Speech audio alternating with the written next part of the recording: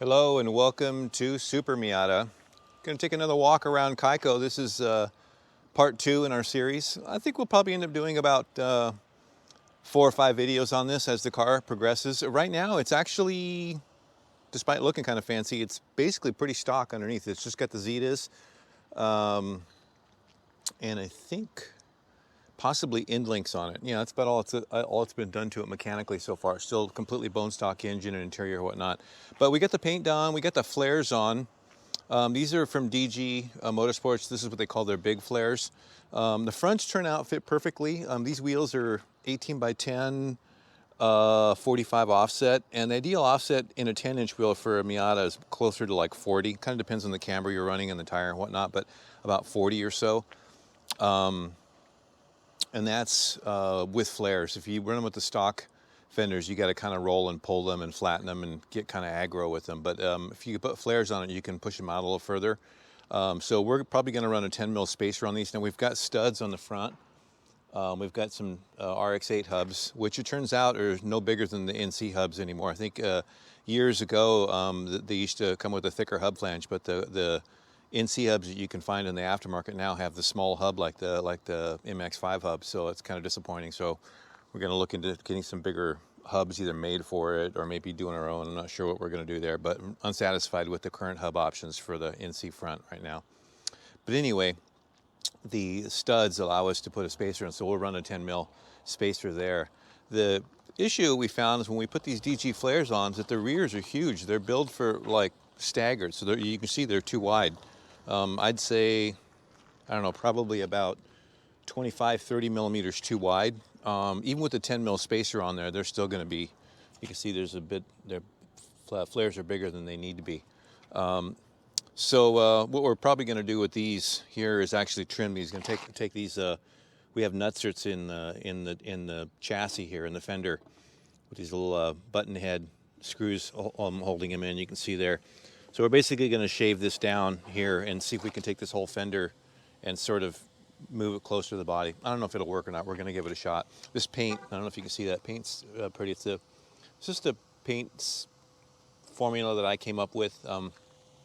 This is the 30 AE Mazda Racing Orange, and then we added some gold and some silver, I think 0.004 hex metal flake to it in equal parts. So you get a little bit of that gold in there, silver. Looks good at night too under artificial lights. It's dirty right now. It's been sitting in the shop, so it's pretty dirty. It's normally a little shinier than that. So these wheels again are 18 by 10s. These are 265, 35, 18 Falcon RT660s. And we have a prototype big brake kit. Yeah, we have the parts here. We haven't got it on the car yet. We actually put it on, did some measuring, took it back off, put it back on. So we're still farting around with that. But it's a 12.88 by 1.1 directional rotor with the big super light caliper with the big fat 20 millimeter pad on it. And I'm thinking what we're going to do now is we're actually going to do 2 brake kits. We're going to do a 12.9 rotor, which will be a really big directional rotor, and then we'll have a slightly smaller version, which will be a 12.2 rotor.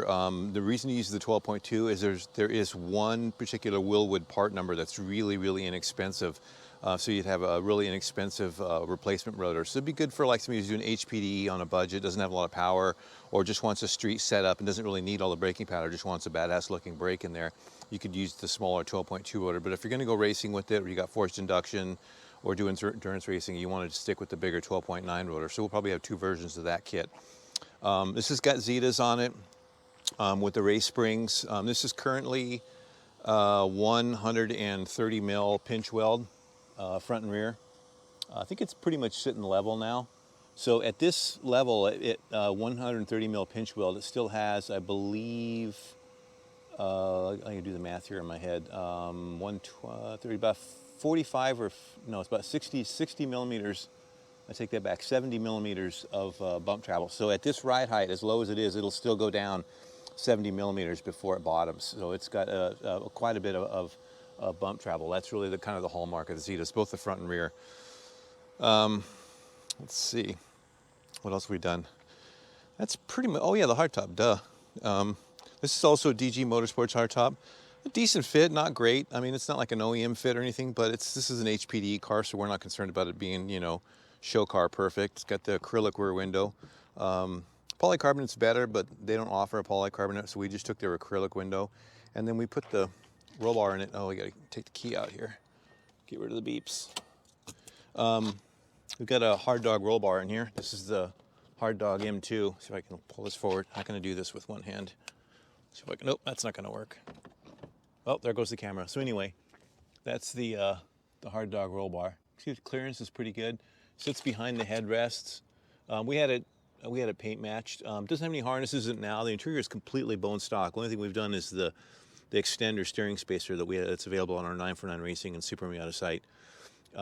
Basically pulls the wheel out so that the wheel isn't hitting your legs. If you're a tall driver, you know what that's all about. So we are going to put some OMP HDR 400 seats in it, and some Racecraft or Racequip, I think, 6-point FIA harnesses in it. And I think that's about all we plan on doing for the interior. We might do a data dash up here. We might stick it in the center. I'm not sure what we're going to do with that yet, but that's pretty basic.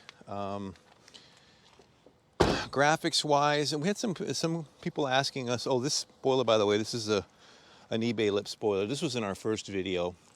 The reason we did this orange, color matched it, is that when it's on track, it's actually going to have a big splitter on it. It'll have probably about a, I don't know, 3-inch splitter sticking out from so the whole gap it'll be pretty big. There'll be a lot of splitter surface area on here, with probably a few struts coming out of here to hold it. But that splitter is going to be a gray color, and it's going to be the same.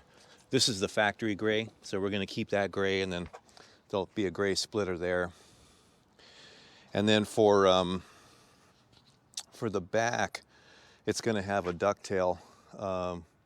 We're trying to get one from a company in Taiwan, if they'll respond to us, but it's a big kind of a ducktail splitter that kind of wraps around like that. We'll put that on there, and then we have a big wing for it, a big G-Stream, big honking wing for it. And the end plates on the wing will be the same gray color as that. So we have a little bit of a gray and orange thing going on. That's kind of our color scheme. Engine-wise, we decided not to go turbo with this, so we're just going to do a mild rework of the existing 2-liter. For the time being, it's just going to be bolt-ons and a reflash E85 and stuff. And there's a little bit of controversy on exactly how much power you can get out of such an engine. I'm thinking it'll get, 170, 175, but a lot of people are telling me I'll be lucky to see 160, so we will see.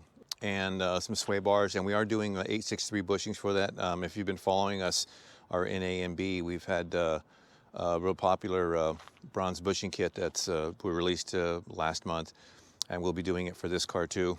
Our own proprietary 85 durometer urethane bushings, and the bronze inserts that makes it work so freely. His car looks pretty nice. I'm really looking forward to seeing this thing out on track and seeing how fast it's going to go.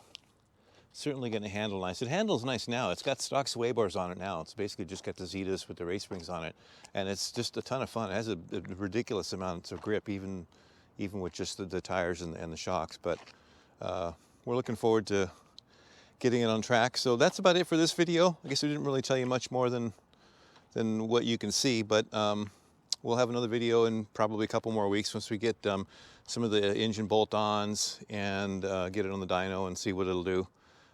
We will see you at the track.